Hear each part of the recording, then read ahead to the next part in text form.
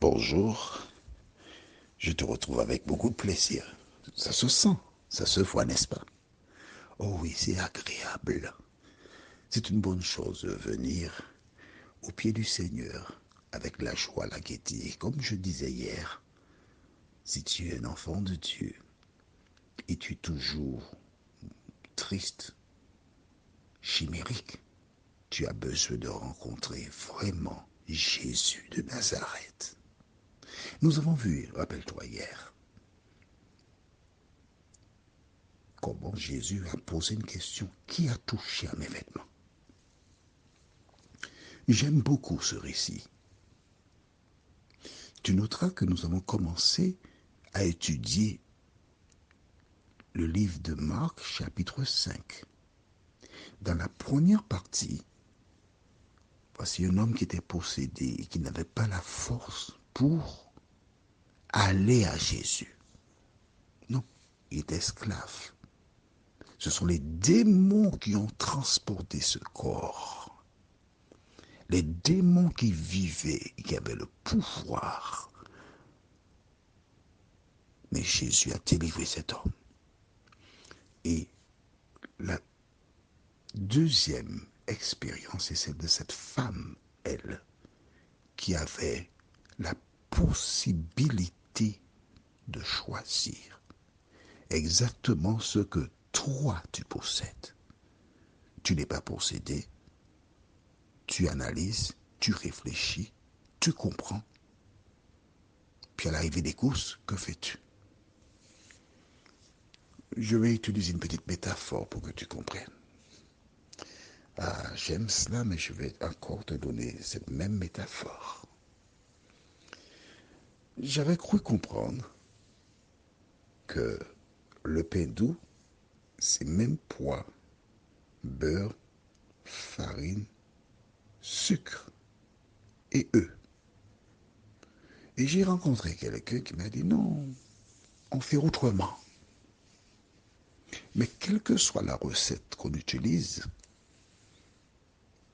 l'important, c'est de réaliser le pain doux. Alors, tu as quelqu'un qui t'inculque que pour faire un pain doux, le gâteau, il faut tel ingrédient, etc. Il faut mettre un peu de pelure de citron, d'essence vanille, de la cannelle, etc. Et tu fais la préparation. Tu as fait toute la préparation, tu as suivi à la lettre l'instruction. Mais il y a une chose que tu ne fais pas. Tu sais quoi? Tout est dans le moule.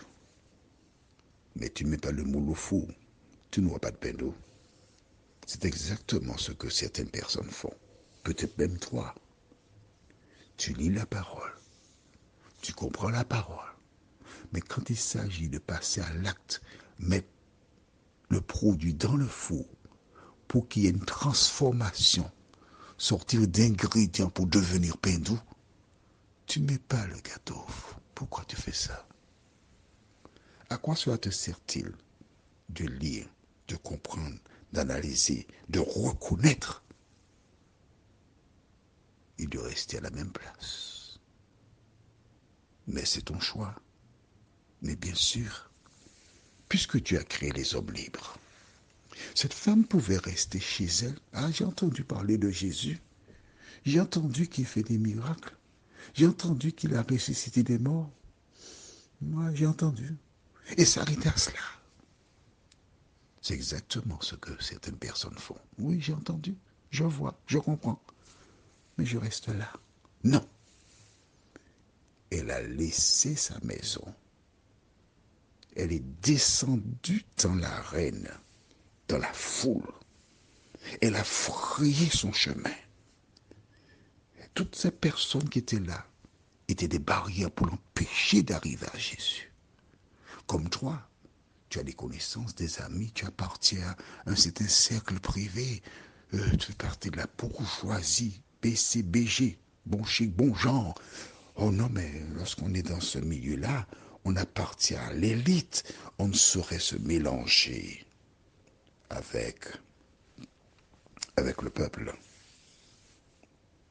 Cette femme est descendue dans le peuple parce qu'elle voulait rencontrer Jésus. Qu'en est-il de toi? Aujourd'hui, nous voyons, tu vois la foule. J'aime tellement cette partie-là. Prions notre Seigneur et notre Dieu. Nous voulons faire taire toute voix discordante.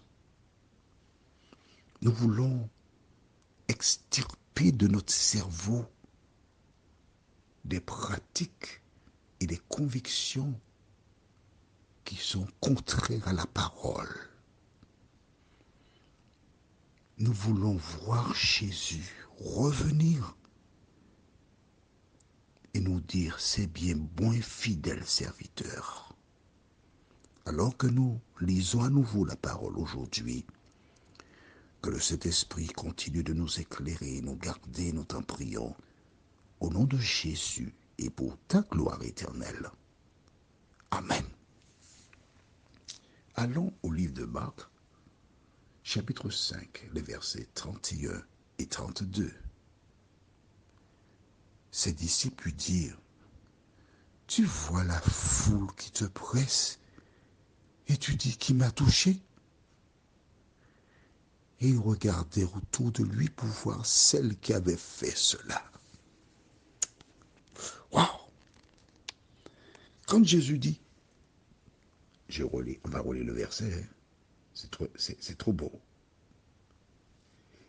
La fin du verset 30, il dit, « Qui a touché mon vêtement ?»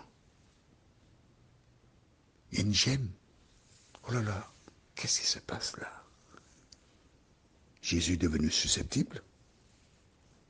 Les disciples, Jésus, il se surmène. Hein? Il passe trop de temps, il est fatigué, il est épuisé. Il fait une crise de nerfs, il fait une dépression. Les gens cherchent à comprendre. Et les personnes qui sont à l'arrière posent la question, mais pourquoi on a freiné? Qu'est-ce qui ne va pas? Tu connais ce qu'on appelle le téléphone arabe. Une personne qui cherche à justifier, comprendre, expliquer, dit, quelqu'un a volé le porte-monnaie de Jésus. Et quand ça part dans la foule, quelqu'un d'autre reprend et dit, quelqu'un a volé la ceinture de Jésus. Et ça part, et ça parle, ça part, et ça parle. Mon ami, lorsque des gens commencent à parler, ne répète pas. Je suis un bénévole au Secours catholique. Et lors de certaines rencontres, j'ai eu l'occasion à plusieurs reprises, je suis un bénévole, un animateur, quel que soit le lieu où on me demande d'intervenir au niveau de thèmes précis, familial, puisque je suis conseiller conjugal familial, diplômé d'une université américaine, alors je m'y rends. Et j'aime bien faire cet exercice, le téléphone arabe. Je dis une phrase à quelqu'un à l'oreille, je dis, écoute bien, je ne vais pas répéter.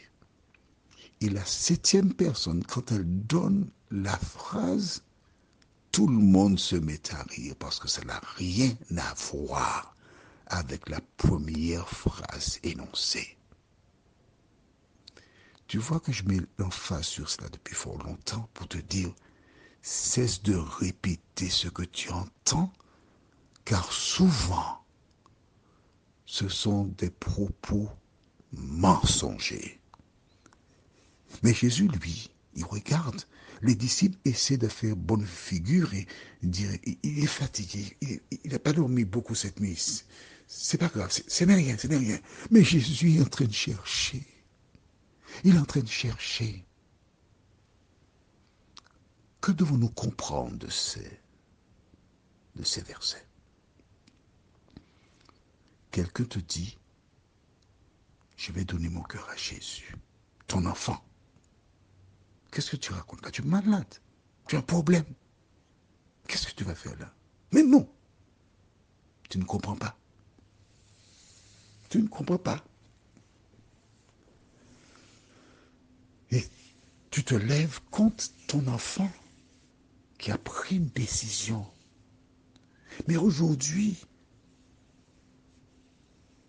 probablement tu as agi ainsi par le passé. Aujourd'hui, Dieu te permet de comprendre que ton enfant a eu une relation directe, personnelle avec l'Éternel, avec Jésus. Et c'est pour cela qu'il a pris cette décision. Ce n'est pas parce qu'il ne t'aime pas. Au contraire, lorsque ton enfant prend possession pour Jésus, et toi tu ne comprends pas, attends. Dans le temps, tu verras que cette fille qui avait l'habitude d'être dans toutes les soirées, elle sera à la maison en sortant du travail. Elle prendra sa Bible pour la lire. Cette fille qui s'habillait n'importe comment, tu verras, sa tenue vestimentaire changera. Cette fille qui te répondait, qui parlait n'importe comment aux gens, tu verras qu'elle ne sera plus la même. Et je profite pour dire à toutes celles et ceux dont les membres de leur famille se sont élevés contre leur décision, la seule manière de leur démontrer